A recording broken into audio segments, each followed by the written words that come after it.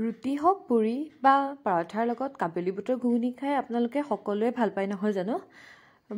আমাৰ ঘৰত পিছে ৰুটি বা পুৰিৰ লগতে বুলি নহয় ভাতৰ লগতো সকলোৱে খাই ভাল পায় সেইবাবে মই ভাবিলোঁ দুপৰীয়া সাজত কাবেলি বুটকে ৰন্ধা হওক সেইবাবে ৰাতিয়ে পানী এয়া দি পেলাই ভালদৰে ধুই তিয়াই থৈ দিছিলোঁ কাবেলি বুটখিনি ৰাতিয়ে তিয়াই থ'লে আচলতে কি হয় ভালদৰে ফুলি যায় পিছদিনা সেয়া বনাবলৈ তেতিয়া সুবিধা হয় সেয়া প্ৰেছাৰত মই ভালদৰে আকৌ এবাৰ ধুই পেলাই প্ৰেছাৰত সেয়া দি ল'লোঁ দি পেলাই তাত অলপ নিমখ হালধি আৰু দি পেলাই অকণমান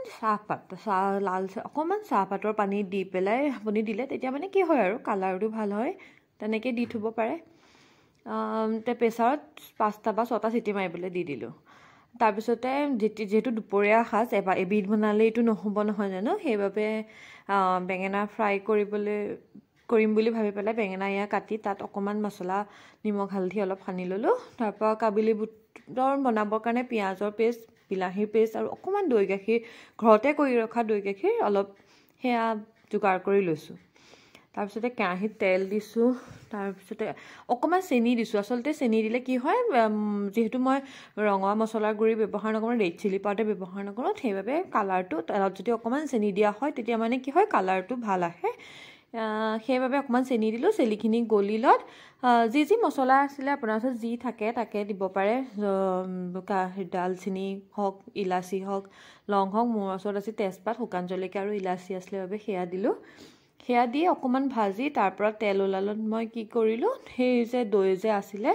তাতে আপোনাৰ ওচৰত যি মছলা থাকে সেয়া অলপ ধৰক জিৰা গুড়ি ধনিয়া গুড়ি গৰম মছলা হওক সেয়া দি পেলাই ভালদৰে কি কৰে সেই দৈখিনি ভালদৰে ফেটি সেই ভাজি ৰখা পিঁয়াজ আদা নহৰুৰ পেষ্টত দি দিব তাৰমানে কি আচলতে কি জানেনে মই মানে ঘৰত বনোৱা বস্তুখিনিৰ প্ৰায়ে তেল কম দিওঁ কম তেলতে মানে জুতি লগাই কেনেকৈ বনাব পাৰি তাৰ বাবে মানে মই চেষ্টা কৰোঁ আৰু এনেকৈ বনালে ঘৰৰ সকলোৱে খাই ভালো পায় তেল ব্যৱহাৰ আচলতে কম কৰিবই লাগে তেনেকৈ তেল ব্যৱহাৰ তেলটো কমকৈ ব্যৱহাৰ কৰিলে ভাল সেয়া দৈখিনিত সেয়া মছলা দি ভালদৰে ফেটি পেলাই ভাজি ৰখা পিঁয়াজ আদা নহৰু পেষ্টখিনিত সেয়া দি ল'লোঁ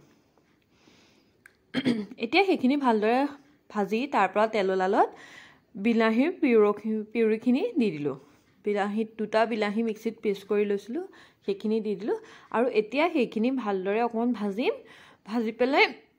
তাৰপৰা তেল ওলালৈকে ভাজিবৰ কাৰণে সেইখিনি অকণমান দেৰি ঢাকি থৈ দিম যেতিয়ালৈকে তেল ওলাব তেতিয়ালৈকে সেইখিনি ভাজি থাকিব লাগিব তাৰপিছতে অলপ দেৰি ঢাকি পেলাই ৰ'ব মই ইফালে আকৌ বেঙেনাখিনিও ফ্ৰাই কৰি থৈছিলোঁ নহয় সেইখিনি আচলতে টুকি লওঁ ৰাতিপুৱা সময়ত যে বিৰাট লৰালৰি হয় নহয় নে একেটা সময়তে বহুত কাম কৰিব লগা হয় সেইখিনি ভজা মানে মোৰ প্ৰেছাৰটোও মাতিলে প্ৰেছাৰটো গেছ গলত এয়া উদঙাই চাই দেখিলোঁ যে মছলাখিনিৰ পৰা তেল ওলাইছে এয়া চাওকচোন মছলাখিনিৰ পৰা তেল ওলাইছে লাহে লাহে ইয়াৰ মাজতে আকৌ মই জুইত দুটামান আলু বেঙেনা আৰু বিলাহীও ভৰাই থৈছোঁ তাৰ এখন পিটিকা বনাম বেঙেনা ফ্ৰাই কৰিম কাবেলি বুটৰ ঘুগুনি বনাম বছ আজি দুপৰীয়া সাজত সেয়াই এয়া মছলাখিনিৰ পৰা তেল ওলালত তেলখিনি বিৰিঙিছে যিহেতু কম তেল ব্যৱহাৰ কৰিছোঁ সেইকাৰণে তেলখিনি ভালদৰে ধৰিব পৰা নাই যদিও আপোনালোকে গম পাইছে চাগে যে তেলখিনি তাৰ পৰা বিৰিঙি আহিছে মছলাখিনি ভালকৈ ভজা হৈ গৈছে এতিয়া বুটখিনি তাত দি দিছোঁ অলপকৈ দিছোঁ যাতে মানে কি হয় পানীয়ে সৈতে যদি ঢালি দিয়া হয় মছলাখিনি সেই মছলাখিনি কি হয় ওপৰলৈ উঠি আহে মানে তাৰ টেষ্টটোও বেলেগ হয় সেইটো এটা বেলেগ টেষ্ট হৈ যায় আৰু যদি মছলাখিনিতে বুটখিনি দি এনেকৈ আধা বুট দি পেলাই যদি ভাজি থকা হয় তেতিয়া নহয় তাৰ টেষ্টটো মানে সেইটো এটা বেলেগ টেষ্ট হয় এনেকৈ খায়ো ভাল লাগে আৰু সেইটো এটা বেলেগ টেষ্ট হৈ যায় এইখিনি প্ৰথমতে মছলাখিনিৰ লগত বুটখিনি শুকানে এনেকৈ ভাজি ল'ব লাগে তাৰপিছতে মই সেই প্ৰেছাৰৰ থকা প্ৰেছাৰত বাকীখিনি ৰৈ যোৱা মানে বুটখিনি ইয়াতে দি ল'লোঁ আৰু ভালদৰে লৰাম এতিয়া লৰাই আমি যিহেতু ভাতৰ লগত খাম সেইকাৰণে অকণমান তাত পানী এড কৰিম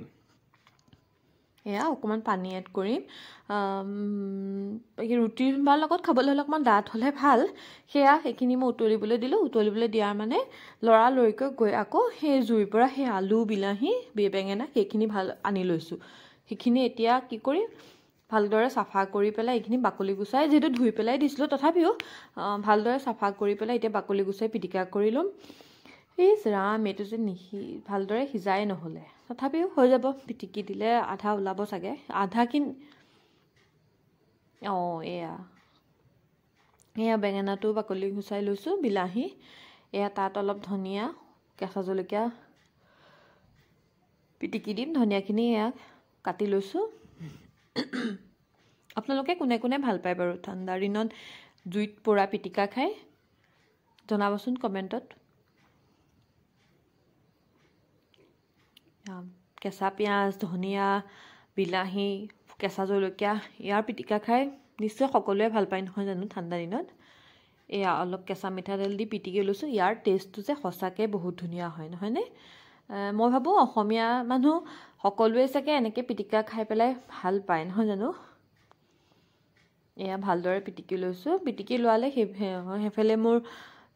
কাবেলি বুটখিনিও অলমষ্ট হৈছে আৰু অকণমান উতলিবলৈ দিছোঁ কম জুইত। 5 মিনিটমান ঢাকি পেলাই থৈ দিছোঁ। এয়া পিটিকি হোৱালে এয়া চক ওপৰৰ পৰা সেয়া ওপৰত তেল বিৰিঙি গ'ল। তাৰমানে আপুনি গম পালে যে আপোনাৰ বুটখিনি মানে ঘুগুনিখিনি ৰেডি হৈছে। এয়া অলপ উতলিবলৈ, আৰু এয়া মোৰ কাবেলি বুটৰ ঘুগুনি ৰেডি। এনেকৈ কোনে কোনে খাই ভাল পায় কমেণ্ট